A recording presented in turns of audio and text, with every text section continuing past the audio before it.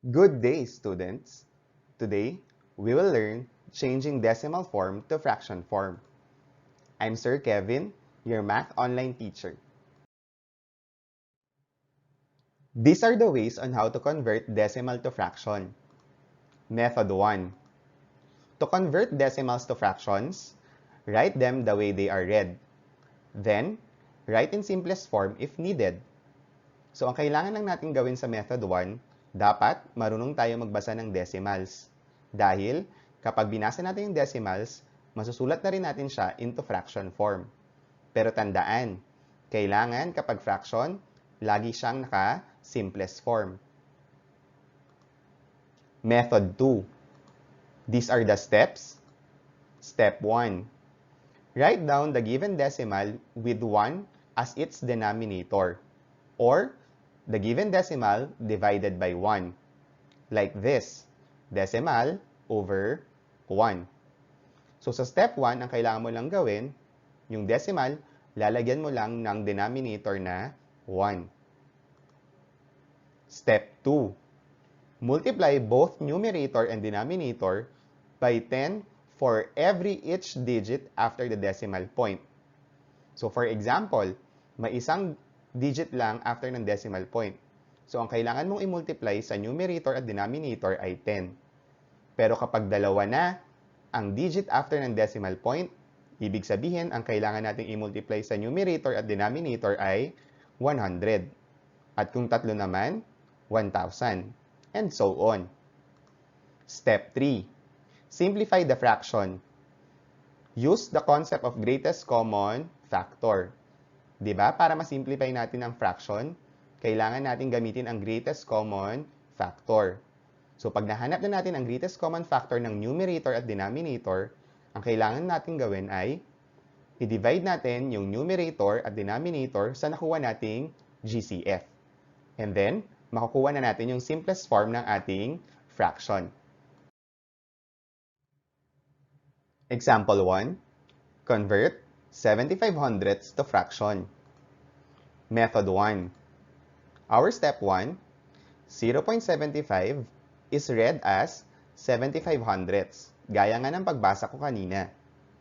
So, we write 75 in the numerator and 100 in the denominator. Kaya, meron tayong 75 over 100. Step 2. Simplify 75 over 100. Pero paano ba natin masisimplify yung 75 over 100? Kailangan, mahanap natin yung GCF ng numerator at ng denominator. So, ang GCF ni 75 at 100 ay 25. Kaya, ang gagawin natin ay 75 divide by 25 and 100 divide by 25. So, punta muna tayo sa numerator. 75 divide by 25 is 3. 100 divide by 25 is 4. Tanong, paano po kung hindi GCF ang ating nahanap? Pwede ba yun, sir? Yes, pwede. Kaso lang, dalawang beses ka or ilang beses ka pa magdi-divide kasi hindi GCF ang iyong nahanap. For example, ang nahanap mo lang na common factor ni 75 at 100 ay 5. So, ibig sabihin, 75 divided by 5 is 15. And then 100 divided by 5, that is 20. So, ibig sabihin, si 15 over 20 ay hindi pa simplified. Kailangan mo ulit siyang i-divide sa correct, sa 5. So, 15 divided by 5, that is 3. And then, 20 divided by 5, that is 4. So, as you notice, 3/4 pa rin yung lalabas na sagot. Therefore, 75 hundredths is equal to 3/4. How about if we use method 2? Step 1. Sabi nga natin, lalagyan lang natin ng denominator na 1 yung binigay na decimal. Kaya, magkakaroon tayo ng 0.75 over 1. Step 2. Multiply 100 to both numerator and denominator of 0.75 over 1 or 75 hundredths over 1. Sir, Bakit po 100? Kasi merong dalawang digit after ng decimal point. Anong digit yon? Yung 7 at 5. So dahil dalawang digit, ang i-multiply natin ay 100. So, 75 hundredths over 1 times 100 over 100. So sa numerator muna tayo. 75 hundredths times 100 is equal to 75. 1 times 100 is equal to 100. Kaya magkakaroon tayo ng 75 over 100. Step 3. Simplify 75 over 100. Again, paano nga ulit tayo mag-simplify? Correct. Hahanapin natin yung GCF ng numerator at ng denominator. Ang GCF ay 25. Therefore, magkakaroon tayo ng 75 divided by 25 over 100 divided by 25. So, sa numerator lang ulit, 75 divided by 25 is 3. 100 divided by 25 is 4. As you notice, the same answer sa method 1 which is 3/4. Therefore, 75 hundredths is equal to 3/4. Example 2. Convert negative 625 thousandths to fraction. Method 1. Again, kailangan marunong tayo magbasa ng decimal. Step 1. Negative 0.625. Anong tamang basa? Correct. Negative 625 thousandths. Kaya, isusulat lang natin yung negative, tapos, yung 625 sa numerator, yung 1,000 sa denominator. Kaya magkakaroon tayo ng negative 625 over 1,000. Step 2, kailangan nating isimplify yung negative 625 over 1,000. Paano natin gagawin yon? Correct. Hanapin natin yung GCF ni 625 at ni 1,000. Anong GCF nila? Very good. 125. Kaya, magkakaroon tayo ng negative 625 divided by 125 over 1,000 divided by 125. Therefore, yung numerator muna tayo. Negative 625 divided by 125, that is negative 5. 1,000 divided by 125, that is 8. Kaya ang magiging sagot ay negative 5/8. Pwede rin naman, wag mo munang intindihin yung negative. Gawin mo, 625 divided by 125. So that is 5. 1,000 divided by 125, that is 8. Dahil negative divided by positive yan, ang magiging sagot mo dapat ay negative. Kaya, negative 5/8 ang sagot. Therefore, negative 625 thousandths is equal to negative 5/8. Paano naman kapag method 2 ang ginamit? Let's see. Again, sa step 1, kailangan lang natin lagyan ng denominator na 1 yung binigay na decimal. Kaya magkakaroon tayo ng negative 625 thousandths over 1. Sa step 2, anong kailangan natin i-multiply? Very good. 1,000. Bakit 1,000? Kasi merong tatlong digits after ng decimal point. Ano-ano yung mga digits na yon? 6, 2, at 5. Kaya 1,000 yung kailangan nating i-multiply sa numerator at sa denominator. So pag ginawa natin yon, negative 625 thousandths times 1,000, the answer is negative 625.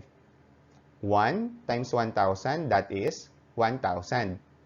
Kaya magkakaroon tayo ng negative 625 over 1,000. Step 3, kailangan nating isimplify si negative 625 over 1,000. Again, anong gagawin natin? Correct. Kukunin natin yung GCF. Ang GCF ni 625 at ni 1,000 ay 125. Very good. Therefore, magkakaroon tayo ulit ng negative 625 divided by 125 over 1,000 divided by 125. Kaya, ang final answer ay negative 5/8. Bakit naging negative 5/8? Kasi yung negative 625 divided by 125 ay negative 5. 1,000 divided by 125, that is 8. Kaya naging negative 5/8 yung final answer. Thus, negative 625 thousandths is equal to negative 5/8. Example 3, convert negative 3 and 45 hundredths to fraction. Method 1. Negative 3.45, pag binasa, ano nga siya? That is, negative 3 and 45 hundredths. Kaya pag sinulat natin yon, sulat natin yung negative, tapos yung 3 sa whole number part, and then, yung 45, yung numerator, at yung 100, yung denominator. Kaya magkakaroon tayo ng negative 3 and 45 over 100. Next step, simplify natin yung negative 3 and 45 over 100. Paano natin gagawin yon? I-set aside muna natin yung negative 3. I-simplify lang natin yung 45 over 100 kasi yun yung fraction part. And then, paano natin gagawin yon? Kunin natin yung GCF ni 45 at ni 100, which is 5. Therefore, magkakaroon tayo ng 45 divided by 5 over 100 divided by 5. So, pag ginawa natin yung numerator, 45 divided by 5 is equal to 9. 100 divided by 5 is equal to 20. Kaya meron tayong 9 over 20. Yun na yung simplified version ni 45 over 100. And then, ikabit ulit natin yung negative 3. Thus, negative 3 and 45 hundredths is equal to negative 3 and 9 over 20. Yun yung ating final answer. I-check natin using method 2. Tignan natin kung parehas yung magiging sagot. Again, yung binigay na decimal, kailangan lagyan lang natin ang denominator na 1. Yun na yung ating step 1. Kaya magkakaroon tayo ng negative 3 and 45 hundredths over 1. Ang tanong, anong kailangan nating i-multiply sa numerator at sa denominator? 100 ba o 1,000? Very good. 100 lang. Sir, bakit 100 lang? Kasi, dalawa lang naman yung digit sa right ng decimal point. Anong digits yon? Si 4 at si 5. Kasi si 3 ay hindi naman nasa kanan ng decimal point. Nasa kaliwa siya. So, hindi siya kasama sa pagbilang. Ang bibilangin lang natin ay yung nasa kanan ng decimal point. So, meron lang tayong dalawa, kaya 100 lang yung kailangan nating i-multiply sa numerator at sa denominator. Therefore, magkakaroon tayo ng negative 3 and 45 hundredths over 1 times 100 over 100. So, pag ginawa natin yung sa denominator, ay sa numerator, negative 3 and 45 hundredths times 100, that is negative 345. 1 times 100, that is 100. Kaya meron tayong negative 345 over 100. Next step, simplify negative 345 over 100. Again, anong gagawin natin? Correct. Hanapin natin yung GCF ni 345 at ni 100. The GCF is 5. Correct. So, ang gagawin natin ay negative 345 divided by 5 over 100 divided by 5. Ang sagot sa numerator ay negative 69. Sa denominator naman ay 20. Sir, bakit po parang iba sa method 1? Iba nga ba? Hindi. Ito nga lang ay naka-improper fraction. So, gawin natin siyang mix para maging parehas kay method 1. Paano natin gagawin yun, sir?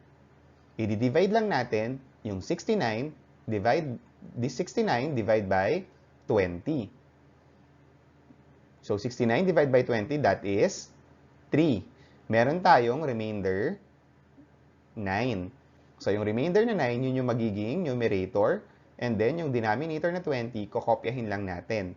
And then, yung 3, yun yung gagawin nating whole number part. Pero dahil negative, ang sagot ay negative 3 and 9 over 20. So, as you notice, parehas pa rin sa method 1. Example 4, convert 0.27 with bar sa taas to fraction. So, anong napansin natin? Correct. The given is a repeating decimal.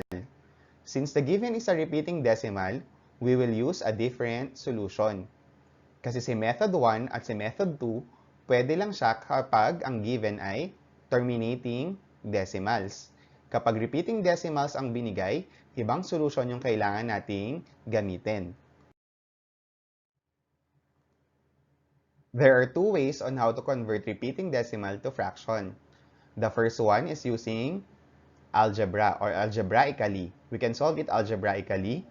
The second one is using the shortcut.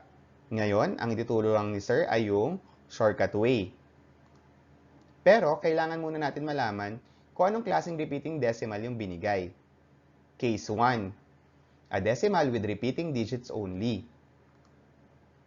So, ito yung mga steps. Number 1, write the number formed by the repeating digit or digits in the numerator. So, kung isa lang yung repeating digit, isa lang yung number na ilalagay natin sa numerator. Kung dalawa naman yung repeating digits, yun din yung dalawang digits na ilalagay natin sa numerator. Number 2, in the denominator, write as many 9s as the number of repeating digits in the decimal. Again, ano daw ilalagay natin sa denominator? Kung ilan yung umulit na digit, yun din yung dami ng 9 na ilalagay natin sa denominator. Kung isa lang yung digit na repeating, 9 lang yung ilalagay natin sa denominator.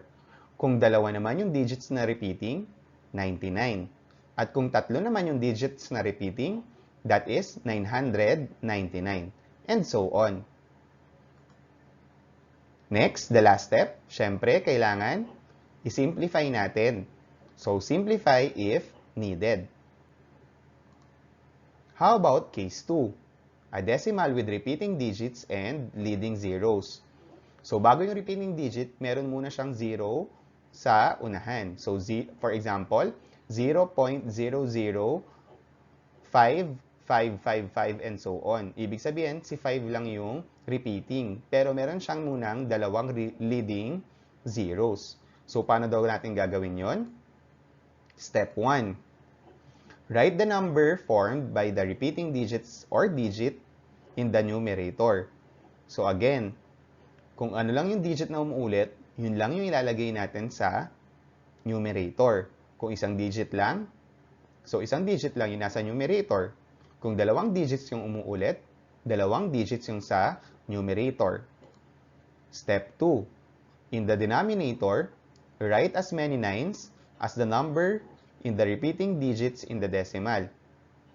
Then, count the number of leading zeros after the decimal point and affix them after the 9s in the denominator. Ano daw, sir? Again, bibilangin mo lang ulit yung umuulit na digit. Kung isa, 9 lang yung isusulat mo sa denominator. Kung dalawa naman, 99. At kung tatlo, 999.